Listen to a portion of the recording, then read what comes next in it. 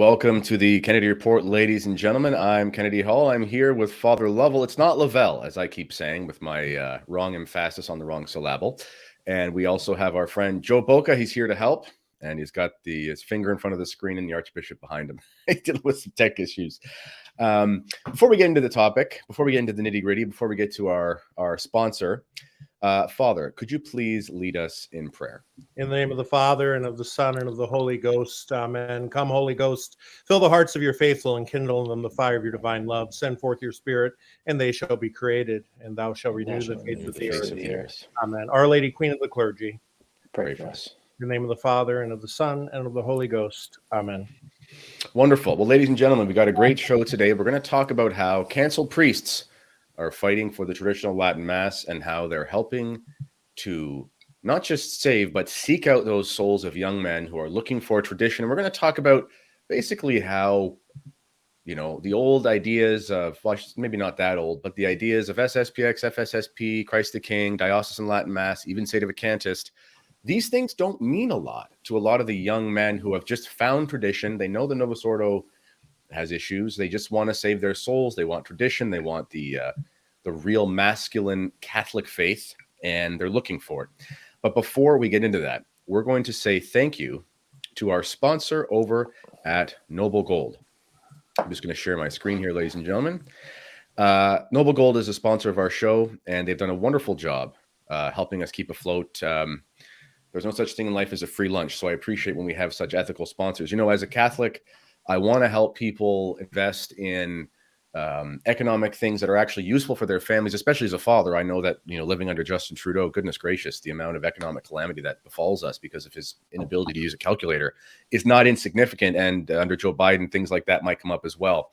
So right now, you've got to consider how you're going to invest. And the nice thing about investing with precious metals is that it's not really attached to the whole idea of massive amounts of usury, as far as I can tell. So I find it pretty ethical.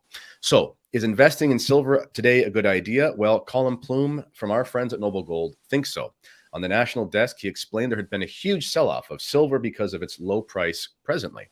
Silver is the most useful industrial metal out there, and demand is soaring for electronics and electric cars and solar panel circuits as the green agenda speeds up. As industries pick up after the pandemic supply chains, the trend down should reverse quickly, and silver will skyrocket. Don't miss this opportunity. Give the team at Noble Gold a call and join thousands of others who have taken advantage of this blip in the market. They'll guide you through the process and make it easy for you. And this month, you'll get a stunning free 3-ounce silver American Virtue coin with a qualified IRA of more than 20,000. Or 20,000 or more, I should say. You can't go wrong with Noble Gold, the safest place to put your money right now. Call the team at 1-877-646-5347. That's 1-877-646-5347. Call that number now to find out more, or visit noblegoldinvestments.com. That's noblegoldinvestments.com. And here's the website, ladies and gentlemen. You can see, you can click the link in the description to my video, and it'll bring you directly to an affiliate link. And thank you to our sponsors at Noble Gold. All right, Father and Joe. That's right. There we go. That's good. Okay, so Father, you actually mentioned this topic to me. So do you want to explain kind of your reasoning behind it and where you wanted to go with this conversation? Well, yes, and I just, a little caveat here. It's not that the canceled priests want to go after young men. In this day and age, we have to be careful with that. And I wouldn't exclude that it's just men. It's just we have to realize that the future of the church obviously is the youth. The most growing segment in the church right now is the traditional Latin Mass communities, whether that's Diocesan, Ecclesia Dei, Society of Pius X. They are all growing. And a few years ago, when I went to the Catholic Identity Conference in Pittsburgh, Pennsylvania, I think it was 2020, I had the chance of meeting several young men who were hanging out together at the same table. Sometimes they were goofing off in the back. And what I found amazing is that you had some that were going to fraternity parishes, some that were going to the Institute of Christ the King, some were going to the Society Chapel in Pittsburgh, some that were just going to diocesan priests for the traditional Latin Mass, and they got along, which is quite interesting for boomers and Xers. I'm an Xer. I think someone one time said I was born in 1980, that I'm a Zennial because I'm right in between Generation X and millennials. And older millennials, they don't seem to have that problem. They get along. They might tease each other from time to time over little things, but they genuinely got along. And I was quite impressed with that. And I started noticing as I traveled, as the coalition was getting established, this was not just something unique to Pittsburgh. It's happening across the country. For many of your listeners, especially the last time I was on, Kennedy, we talked about how I've been canceled for 10 years. And for a long time, I was simply away from going to any type of traditional Latin Mass other than my own. And when I started to return and started going to parishes, whether, again, diocesan, ecclesia, Dei communities, or society, I was amazed at how many young people, and I was also amazed at how many quote unquote minorities, and I hate using that term, but especially in the Hispanic population that attend the traditional Mass, at least in this country. And I think it's telling for us that are older, that the Zoomers, as they like to call themselves, Generation Z, all they're looking for is a validly ordained priest, one that's going to preach the truth and give them tradition. And it's a reminder to us that we need to start putting aside our little petty differences sometimes and unite, because if we don't, we're going to die. It's as simple as that. Can I, speaking of petty differences, can I make a joke here that I think we'll all find funny? Well, I'm going to, because it's my show. So what's the difference? What's the difference between a society priest and a fraternity priest? Joe, do you know? I don't. I haven't heard it. So the society priest has the biography of Marcel Lefebvre on his nightstand, and the fraternity priest has it in his nightstand drawer. Good. That's an original, by the way. Okay. No, you're exactly right, Father. And Joe and I have been talking about this as well. When we talk about, Michael Matt, for example, talks about Unite the Clans and things, it doesn't mean that there aren't differences between various religious communities, which is normal in the church. What is not normal in the church is where everyone has to have a homogenous spirituality, whatever the Vatican II spirituality is. They have to have, I mean, think about the Franciscans and the Dominicans back, 500 years ago, 400 years ago. I mean, they would be accusing each other of heresy. Like, these were not small little disputes. You read some of the things that would go on in the villages and the skirmishes at the university in Paris, especially in Thomas Aquinas' time. These were not small disputes because, as the Bible tells us, iron sharpens iron. So we can have these theological fundamental differences. Right now it's kind of unique because we're in such a crisis in the church in general, so it makes it much harder to kind of get through. However, it is not the case historically that all religious communities were lockstep with how they thought the direction forward would be.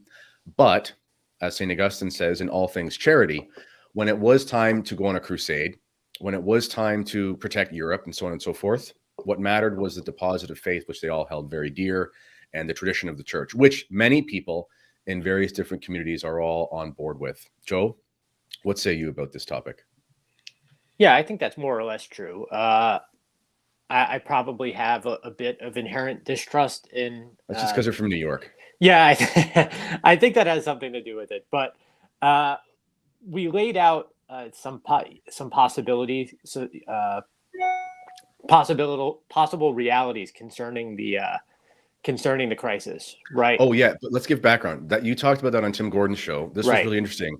So why don't you just tell us three sort of positions that people of goodwill who are traditional can kind of get behind, and we should be able to sort of live and let live with these. What was your opinions here? Right. And Tim laid them out, and it was the first time I heard it kind of categorically and clearly stated. It's basically one is that Francis is the Pope and that he's a horrible Pope. Yeah. Because if he is the Pope, there's no doubt that he's a bad one. The second one is that Benedict is still Pope. And the third one is that there is no Pope. Right. So what you have, sedevacantism, right? So, and all three of them are possibilities. So basically there's an interpretive framework that the church allows for that would lend to all three of those conclusions. So you think Bellarmine, Cajetan, John of St. Thomas, or whatever. Suarez. Right, Suarez, right. So it's possible to permissibly arrive at all three conclusions. And I think if somebody arrives at any of those three conclusions, you can reasonably break bread with that person and not hate them or put them, put them outside the church because you've decided they're outside the church. So you could regard them as people of goodwill, and hopefully they regard you as a person of goodwill and an honest person, and go forward and rebuild with them. What do you think about that, Father? Well, I'm thinking back to when Tim Gordon debated Patrick Coffin on that issue. And, Patrick Coffin, who I always like to say on the so-called Catholic right, there's three groups: the neocons, the charismaniacs, I call them charismaniacs, but they're charismatics, and the traditionalists. And some people might not like those groups or be put into one of those, but those are basically the three main groups on the so-called Catholic right. And, Patrick Coffin, for a long time, you mentioned this yesterday about Catholic Answers, worked at Catholic Answers. They seem to be the type that are, at least some of them there are Pope-splaining. I know some that are not. I mean, Christopher Check is a solid traditional Catholic. He spoke at the Angelus press conference just this past weekend. But I will say this, that I found it very interesting. Tim is very skilled at debating.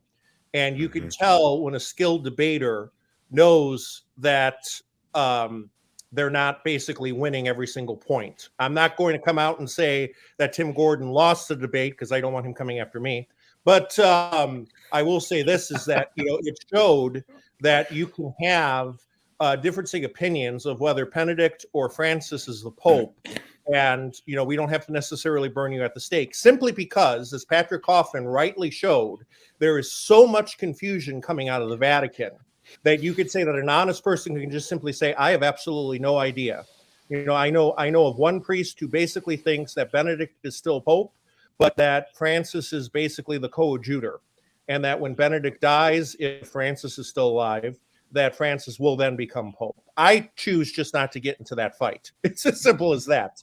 I decided that, I don't have a horse in the race. My biggest concern is making sure that canceled priests have what they need in order to survive and thrive in their vocation. And so we have to keep that in mind, that we can have differences in opinion and not lop each other's heads off. And, that's the problem, at least here in the United States, Kennedy. I don't know how it is in Canada. Conservatives would, whether it's in the political realm or in the church, would rather kill each other than put aside minor differences and unite. And we have to unite. It's as simple as that. Yeah, I'll explain the situation in Canada, then I'll tell you guys my opinion about the papacy as well. So tradition is strong in Canada, but it's such a big country and it's so spread out. I mean, there's 40 million of us, and the country's bigger than the States as far as landmass is concerned. So, there's probably a similar percentage of traditionalists as per the actual mainstream churches in the States. It's probably something similar. I mean, if I were to do the math, but we're so spread out geographically. You're hop, skip, and a jump from Calgary as far as society chapels goes, and that's a 3-day drive. And when you can get on an airplane, it's a few hour flight. But so the divide I've seen mainly has just been sort of the diocesan traditional Latin Mass communities. Not always, but in my experience, I used to go to one for a while. There was a bit of an animus towards the Society of St. Pius X. Enough that it was seen. It wasn't everybody, but it was enough that it was there. The fraternity is not that big in Canada. I think there's Ottawa, Montreal, Niagara Falls area. I think there's 5 or 6. I think there might be more society chapels than there are fraternity in Canada. The bishops here are just so liberal, generally speaking, that they just don't invite the fraternity in, often. So that's kind of why that works. So the majority of traditional Catholics here would have gone to the diocesan Latin masses. Even there's not that many. So the divide is mainly between conservative neocon type Catholics who have a real problem with the SSPX, which I've experienced myself. But in any case, my opinion on the papacy is, I concede what Joe says, for example, that it's totally possible to get to a position where someone would say the papacy of any pope is, theoretically is doubtful. I'm not convinced that it's a position I can hold. I just think the evidence for the visibility of the church and the head of the church for me is overwhelming. However, if 100 or 10 years from now or 15, 20 years from now, there's a restoration or something like that, and there's a council and they say, yeah, Francis lost the papacy, I'd be like, yeah, okay. I mean, fair enough. It happened. I wouldn't die on that hill. So I wrote an article the other day for Crisis called "The Sedevacantist Wager," and I basically said there are strong arguments for sedevacantism. Actually, we should distinguish as well. And Joe, you can expand on this after I'm done my rant here. Between thinking that the papacy of Francis could be doubtful and that sort of sedevacantism paradigm of that's like the Brother Diamond type thing, which is totally different because that's sort of that's alleging a false Church of Vatican II sect, anti-popes de facto because the church is lost or whatever. I mean, that's a very different thing than thoughtfully looking at the papacy and having questions about it.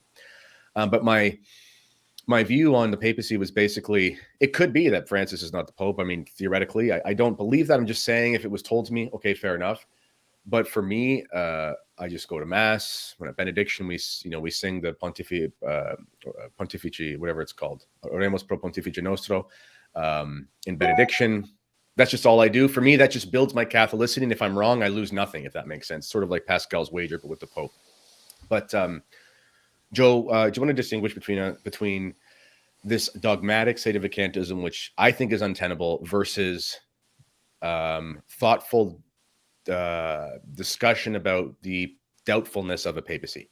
Sure. I do think that dogmatic sedevacantism is not a tenable position. I'm sure some will come out and beat up on me. Well, it hasn't been declared or defined by the church. Right. That's so the issue, right? Yeah. So nobody's bound anybody to sedevacantism. Actually, it's that per se would be an impossibility because if the seat is vacant, there would be nobody there to bind you to it, So just that alone, right? So, but from what I could tell, I mean, even the term sedevacantism paints with a broad brush, so or broad stroke, whatever. You have those who say I'm thinking of the Diamond Brothers, and I respect Peter Diamond as much as anybody, but who basically say you have to hold this position. Yeah. It's your salvation depends on it. And then you have sedevacantists who would avail themselves at the sacraments at an SSPX mass because they know it's valid and they don't have a problem. It's the whole unicum debate. So they don't have a problem with going to a mass where Francis's name is said in the canon, for instance.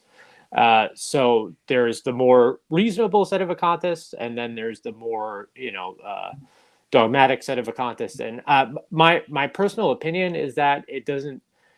The nature of the question makes it so that it's not something you could per se really be 100% conclusive about. So even if which I haven't necessarily arrived at the fact that the seat has been vacant for X number of years, I could be 100% certain of that, but couldn't require somebody else to be 100% certain of it because there's for epistemological reasons, because you have one doctor saying one thing, another doctor saying another thing, so on and so forth.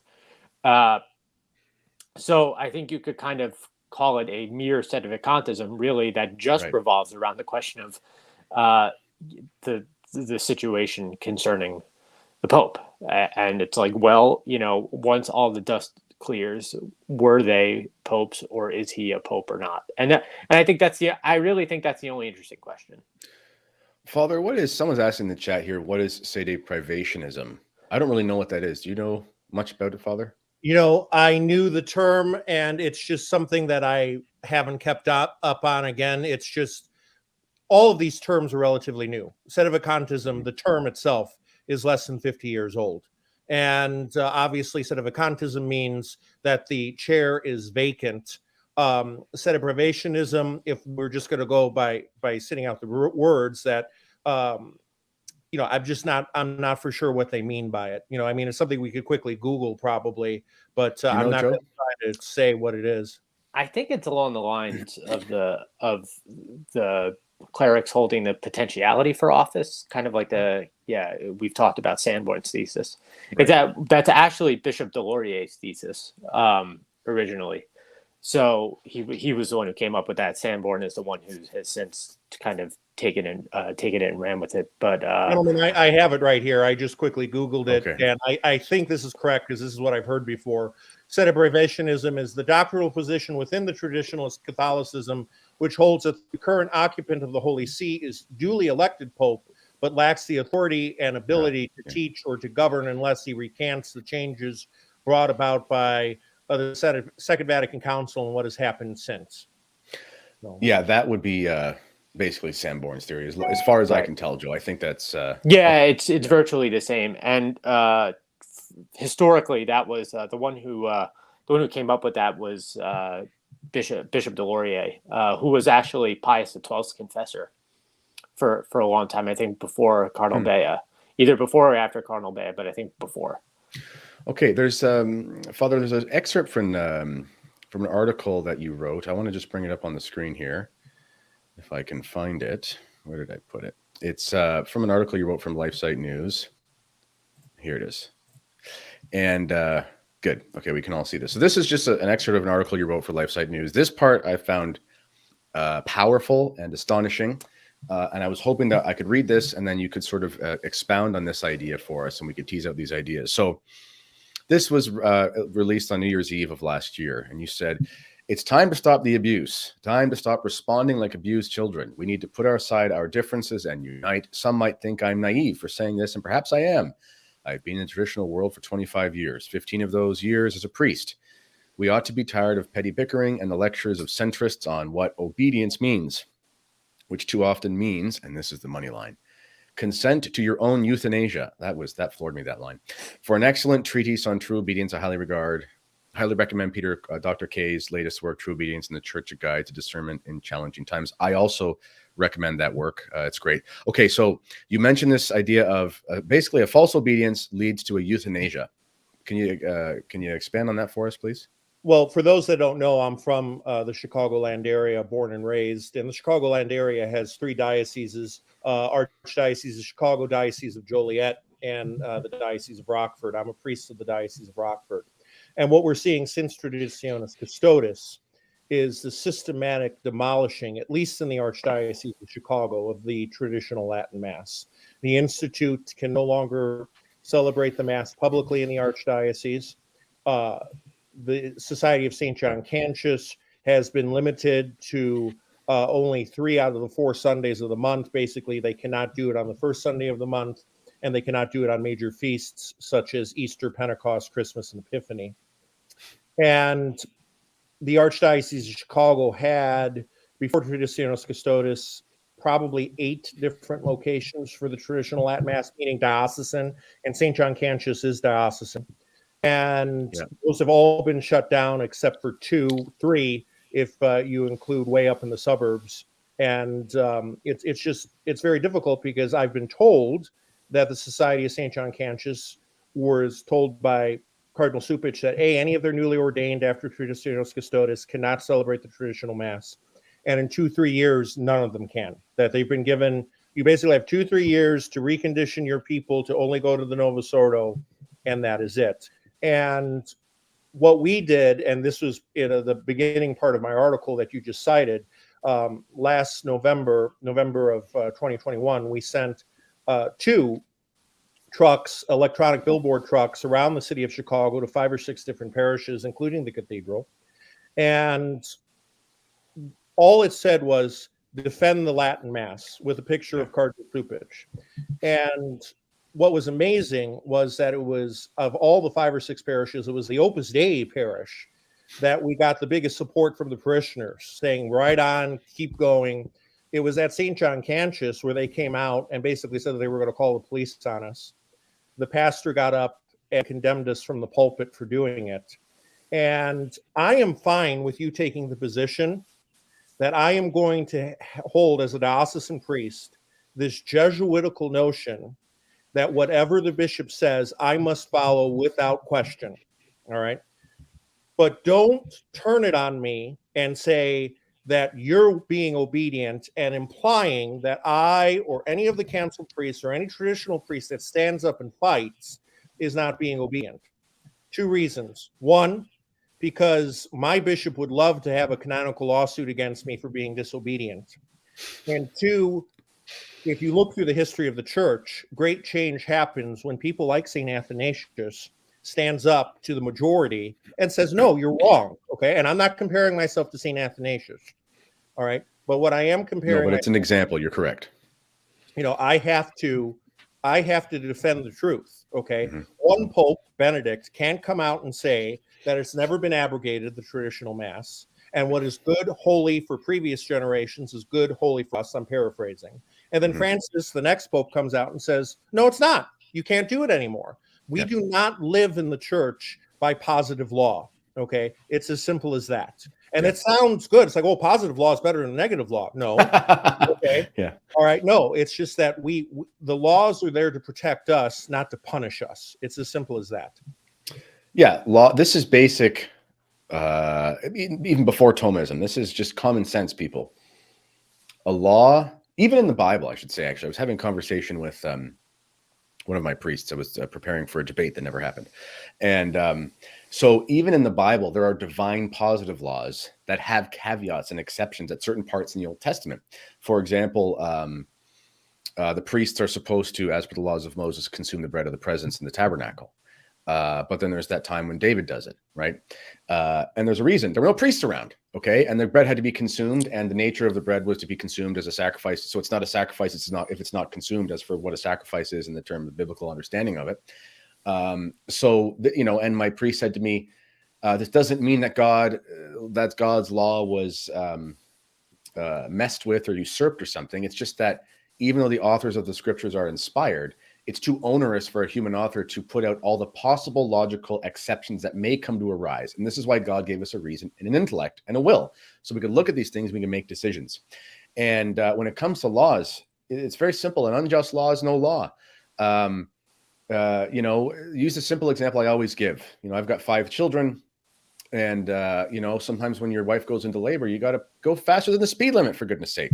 And if a cop pulls you over and he gives you a ticket, which even in Canada with these police officers that are just complete yes men, I don't even think that would happen. But if he did, I guarantee you go to court, they're going to say, this is ridiculous. You're going to be, brought up for charges for potentially harming this woman who had to go to the hospital. The speed limit serves safety. So if it has to be dispensed because there's a higher need for safety, then what you're supposed to do is as an officer is escort that car to the hospital with your lights on so you can get there as fast as possible. Okay. This is how law works. And anyone who doesn't understand that and this is why I'm sorry, I'm ranting here, but when left cats or neo-cons or people that are against the SSPX especially will call you a Pharisee, it's the complete opposite. A Pharisee follows the letter of the law at the behest of the spirit of the law. And we know from the scriptures that the letter killeth and the spirit giveth life. If you lose the spirit of the law, this is like when Moses or what St. Paul says when he says they died in the old, I'm paraphrasing, but they followed the law unto their death, meaning the salvation is not found in the positive law. The salvation is found in Jesus Christ. Okay. So anything that gets in your way of doing this is a problem. And there's an article. I'll let you chime in here, Joe, for a sec, but I'll bring up this article as you're talking. There's an article. I did an article on Cardinal Mueller, and he says something that I was astonished to see it from Cardinal Mueller. I know he's traditionally minded, but this was another level, and we'll look at that in a sec. But before I do that, Joe, what are your thoughts on obedience? Well, it actually is true. It's funny that there's a sense in which it is negative law. I was thinking about the negative positive binary. I had a good priest tell me once, who's former priest of the SSPX who turned Maronite. Shout out to Father James Doran. Very good man. We were talking about Vatican I, and I had questions about it, and he described it as he said, far from using Vatican I as kind of a club to beat the faithful over the head with, Vatican I, the whole point was to serve as basically, in effect, guardrails for the Pope and for the bishops. So in that sense, it is negative law. It is basically not what they can do, but more what they can't do than what they can do. So interpreting it as basically giving a voluntarist authority to Rome would be erroneous. It would be. And this is an article here. This is from Cardinal Mueller. And I'm going to go to a part here. So my colleague, Micah Hickson, she did the interview in German, and then I put it to the old translator and we did it for English. But this is the part here that really, if you know what you're, and Father, you can expand on this because I know you'll see it, but it really, I went, whoa, Father. I'd say Cardinal Mueller went there. This is getting into this is almost beyond Lefebvre territory. Okay. In a sense. And he said, she asked, in light of the fact, and actually I'm going to make it bigger so everybody else can see, because I'm sure that most people can't read that. It's too small. I'll make it, there you go. She said, in light of the fact that many bishops supporting the heretical direction of the synod on synodality, that they are, Hickson asked, will faithful Catholics no longer be able to go to every mass at every bishop, but have to look for those clergy who will still teach them the true faith and will not lead them to compromise with the world? And this was his reply. The cardinal replied that one does not have to obey an obviously heretical bishop just for reasons of formal fidelity. Now, I'm going to give you my interpretation of that, but I think, Father, you can expand for me.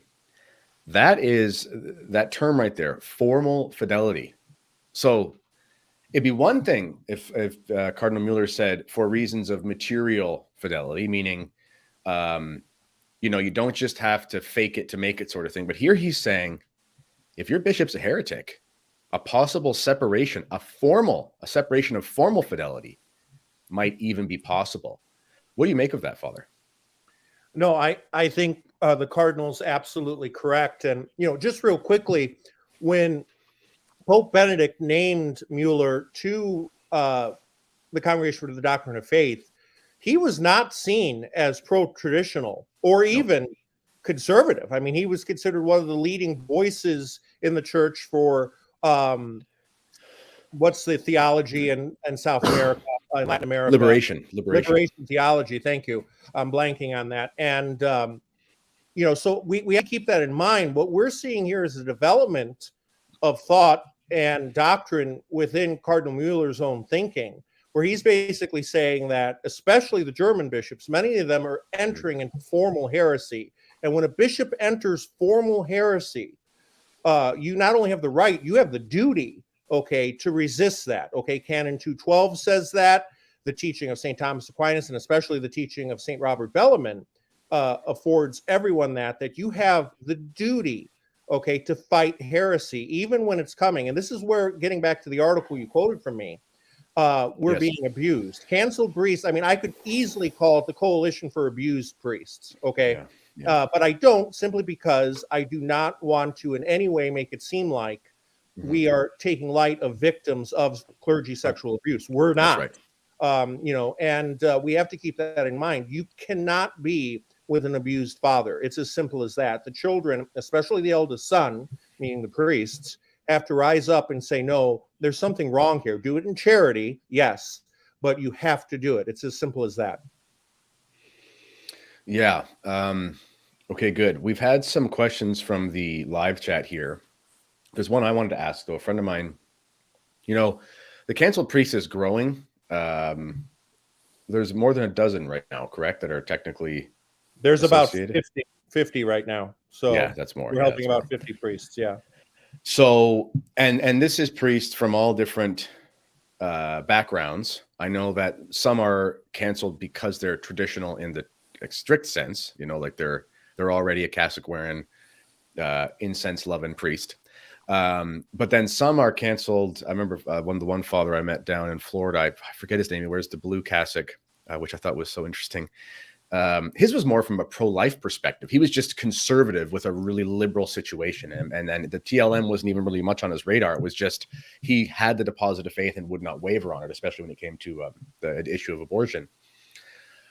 So when they join the canceled priest, there's two questions here. Does the canceled priest, as it's growing, is it sort of becoming, I don't want to use the term religious order because I don't want to say something that it's not, but is it kind of becoming almost like a place of formation for priests as well? And then if so, what's the way forward as it continues to grow? I mean, is there Is there any idea of there being a superior or an advisor or something like that? What's kind of going on with that situation right now? Well, and to be honest, Mother Miriam had Bishop Schneider on, and he gave a very paternal warning, if you want to say advice, maybe be a better term, because I don't think he was really chiding us, but basically saying, the canceled priest, all canceled priests need to have some type of superior, whether that's a retired bishop, whether that's an elderly priest that will guide them. And he was clearly talking more than just a spiritual director. This was clearly more than just internal forum.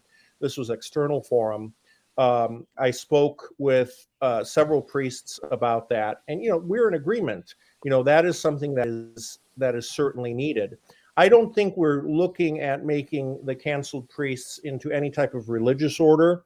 What we're trying to do is we're trying to save diocesan priesthood, which, by the way, is the oldest.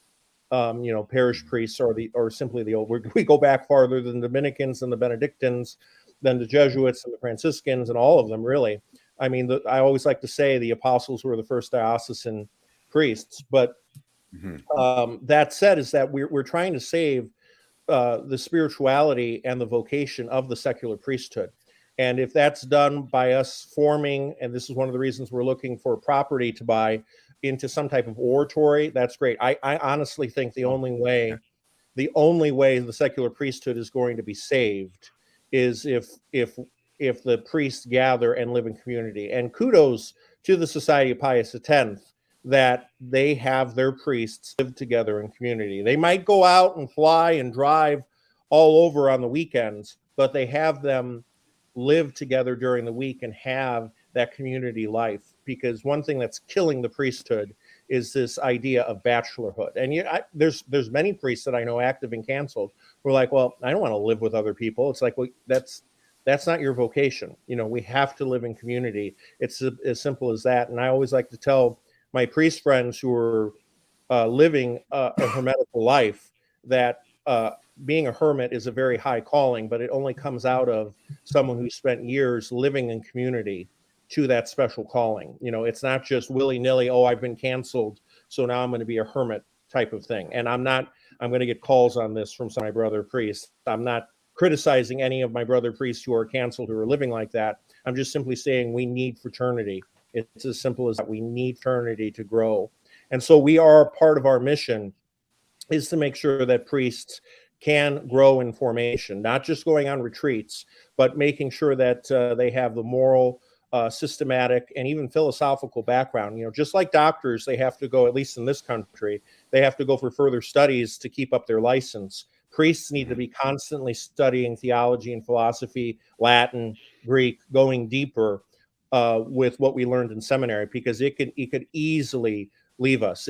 We could easily forget it, and we cannot do that. We need, in this day and age, a priesthood that is educated. That makes sense. A friend of mine, he used to there's a number of West African and Indian priests here in Canada, and in the diocese. And a friend of mine was saying, they got a African priest in their town at the parish. And when he got there, he had the house all to himself, and he willingly moved a half an hour down the road, because I'm in a very rural area where half an hour is next door. And he willingly moved in with a priest a half hour from his parish, because he said, it's impossible for me to live alone. I will never live alone. This is wrong for a diocesan priest, which I thought was he's obviously a well-formed African priest. Okay. I'd like to finish the next 10, 15 minutes or so discussing a way forward. And I want to think specifically about the State of Acanthus thing, because I know, Joe, when we were at the conference, Identity conference. Yeah, Joe, you wanted to ask a question about why can't we include the Sedes in the Unite the Clans, and Joe likes to stir up controversy. Let's be honest, but it's a good question, and yeah, Joe, what's your thought behind that, and maybe tease that out for a bit for us. Well, it always seemed like an odd bit of business to me, ever since Michael Matt really came out, and I'm not, calling anybody out, but ever since he came out with this Unite the Clans thing, which, hey, in theory is great. We all, unity in and of itself is a good thing, right? But it seemed like it always seemed to me like it was unite certain clans or unite the clans that that we approve of. And that, like, it's funny because I did nudge you at the conference and I was like, well, what if I asked that? And if I asked it, the entire room probably would have been mortified. And Yeah. and why is that? Because because even in our resistance circles, there are there.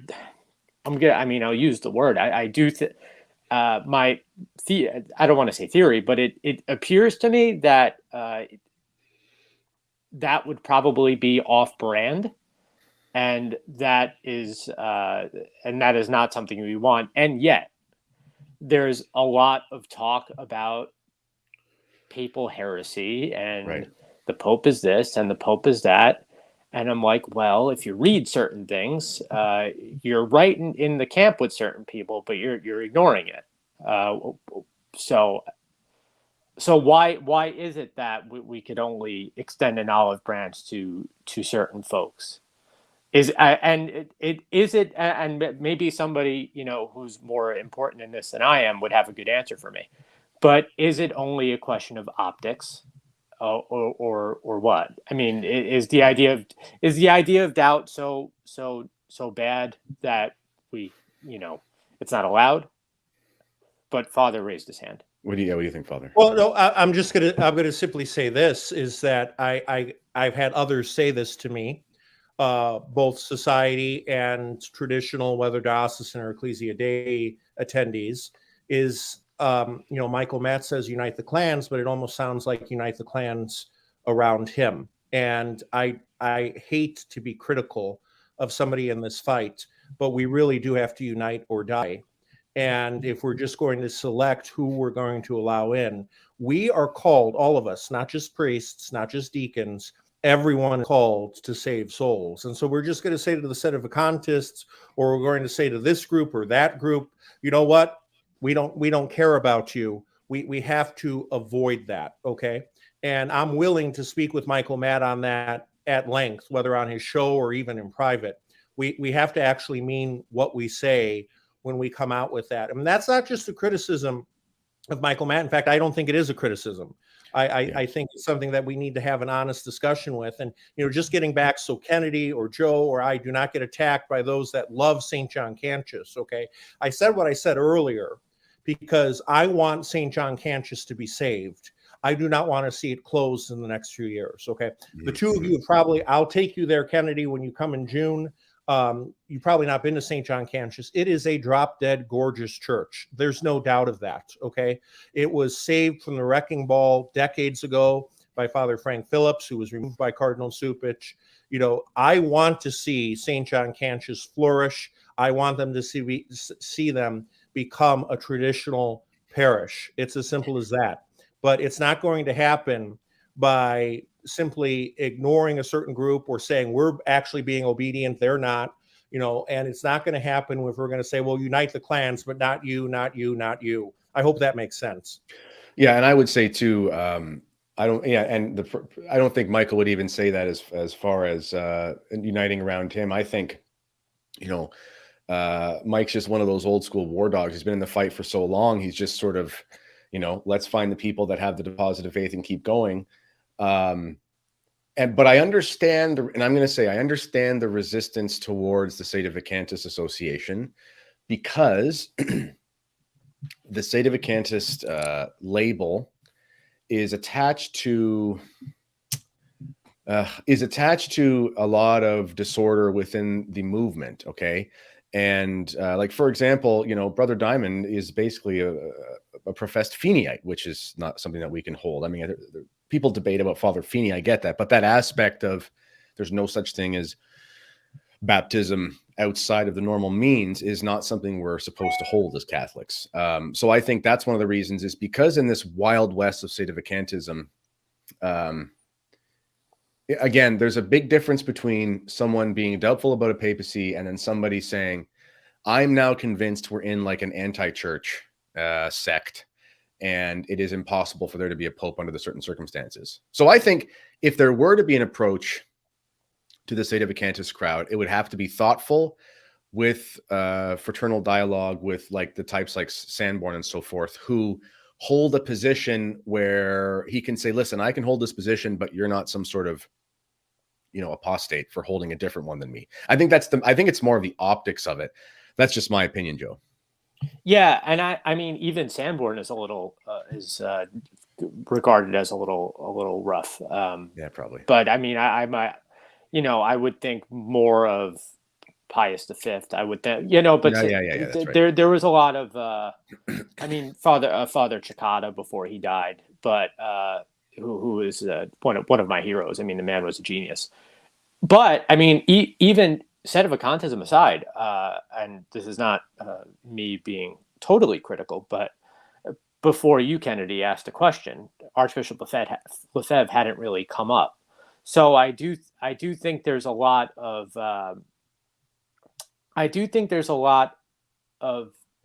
unity, or sometimes the unity can be at the expense of acknowledging what the historical reality of things is, and that is, it's like, okay, are you going to talk? Is it possible to talk, for instance, about Arianism without talking about Athanasius? No, right? So, and that's sort of how I regarded it, and yet it seems sometimes it seems like, well, maybe we shouldn't bring that up because it might make the fraternity priest in the house feel weird or something like that. I'm not saying it would. I mean, Father Pendergraft is wonderful, but I wonder about things like that. It could be, yeah. I mean, well, again, this just speaks to this is something Michael Matt has said as well. The diabolical disorientation will affect every single one of us if we're not. I mean, I don't know how it can't. So we live in this time of fog and confusion and so forth, and it's just really hard to find a way to move forward without something coming up that makes someone want to not go forward with you. It's like it's almost impossible. But one of the ways forward that we can do is we can continue to form ourselves. We can continue to support priests who are traditional, whether canceled or not. And Father, do you want to tell us about the conference that is happening next June, of which I'm so happily been asked to be one of the speakers? What's going on with that? So the Coalition for Canceled Priests was founded on June 24th, the Feast of St. John the Baptist in 2021. We celebrated our 1-year anniversary with a huge conference in Beloit, Wisconsin this past June.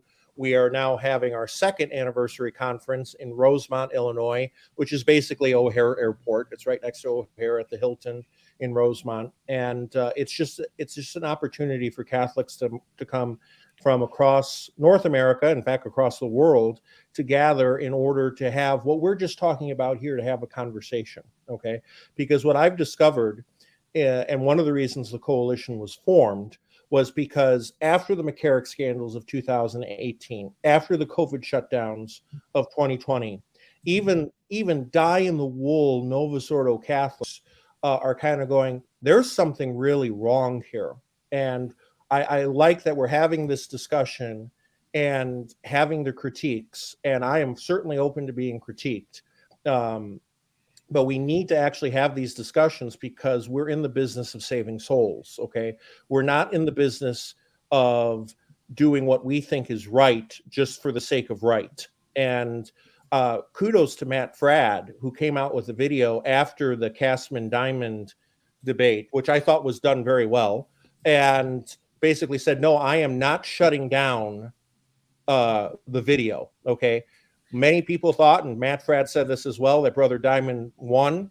And let me just say this, I didn't even know who Brother Diamond was before the interview, okay? I mean, there's just so much out there sometimes, I can't keep up with everything. There's too much. And, so this is a chance for us, and you see on there, we have, a lot of traditionalists, a lot of those that are new to tradition that are speaking, some of the old school ones, Brian McCall, Dr. Peter Krasnevsky. But, if people say to me, well, David L. Gray said this or David L. Gray said that, I don't know of anyone who goes after Freemasonry better than David L. Gray, being a former Freemason, and he's a big supporter of the of the canceled priests. So's Doug Barry. So's Jesse Romero. All of them, by the way, actually do go to the traditional Latin Mass. So does Janet Smith. And we do have other speakers too. We just couldn't fit their picture up there. But we're just coming together as Catholics, and we're hoping to change minds and open hearts, and that's what our goal should be in all of this, is changing minds and opening hearts to the beauty and the splendor of Catholicism. Well, I would say one common denominator I see is shout out to my employer, LifeSite News. He's our keynote, John Henry Weston. That's right. Good old JH. Had the pleasure of visiting with his family this summer, and Joe got to meet him down in Pittsburgh. And Dr. K's written for LifeSite. Father Altman's on there with a weekly show. You've written for LifeSite as well, Father. Dr. Smith, I don't know if she has. I know she writes for Crisis. Obviously, John Henry. I believe she has. Liz Yore is certainly on. Liz Yore every week. Yep. Yeah. And myself and Doug Barry's been on with John before as well. So, yeah. Anyway, but LifeSite News is kind of in a way, I would say almost like an old school Unite the Clans kind of organization, because it's really for LifeSite, because it's a pro-life organization, news, media, and so forth. It's really been on the sort of fundamentals of the moral questions of the faith, and over the years, it's developed more and more of a traditional following, because as the church continues to go left, that's where the batten down the hatches is within the traditional movement. So you actually find, a lot of everyone who associated with LifeSite is basically a traditional Catholic, even if the liturgy is not available to them, but it's the way that they live their lives, and their piety and their beliefs and so forth. So it really is that's an example of the most foundational things of our faith: the deposit of faith, devotion to Our Lady, basically the rights of Christ the King. I mean, if you're in a pro-life organization and you're saying that Christianity has to be accepted in the public square, whatever you want to call it, you're fighting for the rights of Christ and Christ the King in public, right? And that's a very traditional worldview. All right, before we sign off here, Joe, give you another chance to enlighten us. To enlighten you. Yes, you have to enlighten us right now. We need to get us to a new spiritual plane in these next 2 minutes. Well, if we're going to talk about Christ the King, yeah, I'll just go ahead and plug my talk that I'm giving on November. Yes, do that. 11th. That's right. So on November 11th, I will be speaking at the Church of Holy Innocents on Fatima as it relates to the social kingship of Christ. Mass at 6 p.m., conference at 7. Yours truly will be talking for probably about 40 minutes. So if you're in the Northeast, come Where can down. they find information for this? Well, I think my friend posted it on her Latin Mass blog website. I think it'll be in the bulletin for the Church of Holy Innocents. So Church of Holy Innocents, right? Yeah. So it's the Parish of Holy Innocents, right in the heart of Midtown Manhattan. Excellent. And Father, any closing words about the current endeavors of the coalition? Well, I'll be speaking at the Fatima Center Conference this weekend in New Hampshire, but please just keep an eye on our website, as well as our email newsletter that goes out at least once a week, of just what's happening with the coalition. And please support priests. I always like to say, first and foremost, it's spiritual. A good day of fasting will help a priest a lot more than monetary means. And don't get me wrong, we'll take the monetary means too in order to go priest. But that's something they certainly need. And just to close with this, is we're going to have to be willing, all of us, everyone that's on the right side of Catholicism, we're going to have to say yes. We're going to have conversations with people that we might not like in order to advance the kingdom of God. And let's actually start uniting, because if we don't, we're going to simply die, as I said earlier. And we need to realize that. That's excellent. And everyone watched the video I did yesterday showing how the documents per the letter of the Second Vatican Council show that using the term full communion against the SSPX does not apply in how those terms are actually defined in the council. And it says that even if you have disagreements with other church communities, you're supposed to engage in fraternal dialogue. So all those folks out there going after the Society of St. Pius X, please follow the Second Vatican Council. Otherwise, you might be a disobedient schismatic, just like those pesky SSPXers in your mind. That's how I'll leave it. But in all seriousness, if you have a show and you're critical of the SSPX, it behooves you, if you believe they're outside the church, as per the documents of the Second Vatican Council, which you think is a super council, to have dialogue with those people and not put any stumbling blocks in their way. It literally says, do not put any not stumbling blocks, obstacles that are not necessary. They're more than necessary. So put your money where your mouth is and have a guy like Joe or me on to talk about it. Otherwise, stop prattling on about it because you sound like a resounding gong. Okay. Speaking of money, please like this video, subscribe to this channel, visit the good folks at Noble Gold. You can find the links for that in the description. It keeps the lights on, and it's an ethical way for Catholics to invest, which is always good. And you know, I'm not an investor, you know, expert, but I am a little bit of a history buff. And whether you're going through Weimar republics or Prussian invasions or you know, post Second World War or Joe Biden or Justin Trudeau, the values of these things go up and down, but those actual tangible assets stand the test of time. So that's just some good sound historical advice on currency there. All right, like this video, subscribe to this channel. Thank you to Father Lovell, and thank you to Joe. Father, would you end us in a blessing here before I sign us out? Dominus vobiscum. Benedictio Dei omnipotentis Patris et Filii et Spiritus Sancti descendere super vos mani et semper. Amen. Amen. Thank you, ladies and gentlemen. This has been the Kennedy Report. Until next time, God bless.